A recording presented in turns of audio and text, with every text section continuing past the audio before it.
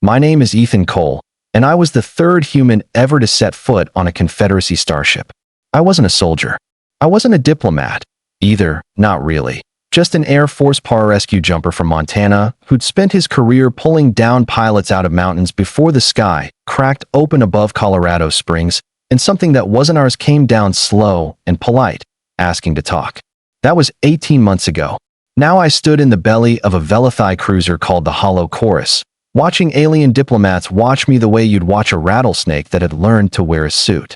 "You do not understand," said Ambassador Sel Anara, the delegate assigned to babysit our species.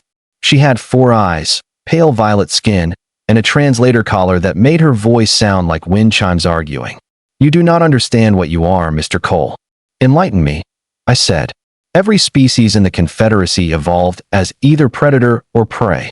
It is written into your instincts, your architecture, your dreams. The Velithai are grazers. The core are pack scavengers. Even the Drathi, who conquered 3 systems, are ambush hunters who strike and retreat." She paused. "Humans are the only species we have ever cataloged who are both apex predator and cooperative pack hunter in the same skin. You should not exist. And yet here you are, on my ship, smiling at me." I hadn't realized I was smiling. I stopped. 3 months earlier, the Hollow Chorus had been attacked. Not by us, by the Drathi, a species that had spent 2 centuries picking off smaller, weaker civilizations one border skirmish at a time, always careful never to provoke anyone with real teeth. They'd made a mistake.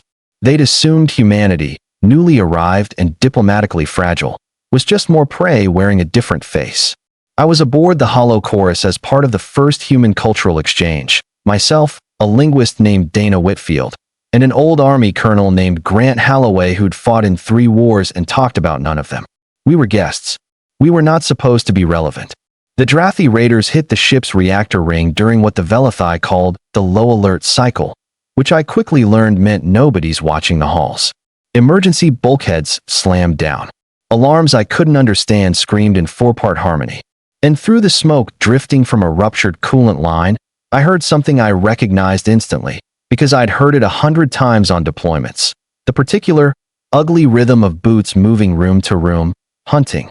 Ambassador Anara froze. Her entire security detail froze. Grazers, all of them, built for millennia to sense danger and run, not to stand and fight it. Colonel Halloway didn't freeze. He looked at me and said 4 words that I will remember on my deathbed. "Cole, get behind me." I didn't get behind him. I got beside him. Here's the thing nobody in the Confederacy understood about us, and the thing Ambassador Anara was still trying to wrap her 4 eyes around 18 months later. Humans didn't evolve on the top of the food chain. We clawed our way there. For most of our history on Earth, we were mid-sized primates getting picked off by cats the size of delivery vans. And the only reason we survived is that we learned to hunt in packs, communicate in the dark, and turn fear into strategy instead of paralysis. We are prey animals who refuse to stay prey. That refusal is written into every line of our psychology. So when 3 Drathi raiders in matte black exo-armor rounded the corridor corner with plasma rifles raised, expecting 4-eyed grazers to scatter like they always did, they found Grant Halloway and Ethan Cole instead. Halloway had a sidearm he wasn't technically supposed to have. I had a fire extinguisher and 11 years of training in exactly the kind of close-quarters chaos that makes most people's brains shut down. I didn't shut down. Neither did he. I want to tell this next part slowly, because it happened fast, and because it's the part that ended up on every newsfeed from here to the core compact. Halloway went low and left, drawing fire, calling out ranges and clipped, calm English like he was back in some sandbox 30 years ago. I went right. Put the extinguisher spray into the lead Drathi's optics, and closed the distance before he could clear it, because that's the thing about predators, real predators. Distance is death, and closing it is life. I put him down with his own rifle stock before his squad mates understood the fight had already changed shape. Dana Whitfield, unarmed, no combat training at all, grabbed a wounded Velithai security officer and dragged him bodily into a side corridor under fire, because somebody had to. And she decided it would be her. By the time Confederacy Marines finally breached the section 20 minutes later, all 3 Drathi raiders were either dead or zip-tied with emergency cabling. and Halloway was field dressing a burn on my shoulder like it was Tuesday.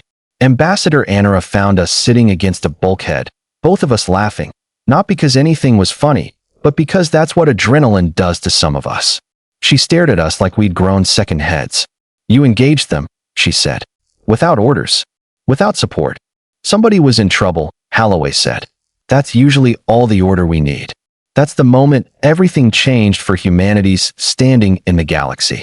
Word travels fast through a confederacy built on cautious, herd-minded diplomacy, and the story of two unarmed humans and a linguist repelling a professional Drathi raiding party spreads faster than any of our ambassadors could manage.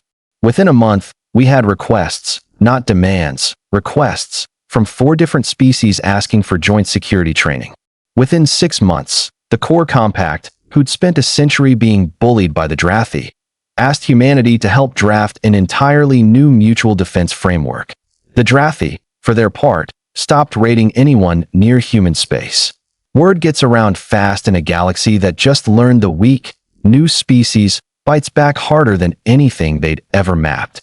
Ambassador Anara asked me, that day on the Hollow Chorus, the question I think she'd been building toward the whole conversation. "Are you not afraid, Mr. Cole, of what you are? Of what humanity might become, with power?" I thought about Grant Halloway calling ranges like a metronome while plasma bolts chewed the wall behind him. I thought about Dana Whitfield dragging a stranger to safety because leaving him wasn't in her, not even for a second.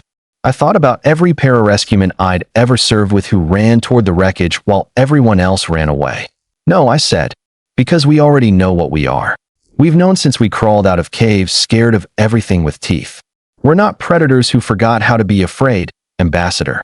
We're prey who decided fear wasn't going to be the last word." She didn't have a response for that. I don't think there was one. 6 months later, I stood on a stage in Washington, D.C. beside Colonel Halloway, Dana Whitfield, and 3 Confederacy delegates, watching the ink dry on humanity's first full defense charter with species that, a year prior, hadn't known our name. Somewhere out past the orbit of Neptune, a Confederacy scout ship watched our fleet drills with the kind of careful respect you reserve for something you underestimated once and will never underestimate again. They came looking for prey. They found the one species in this galaxy that never stopped fighting to stop being it.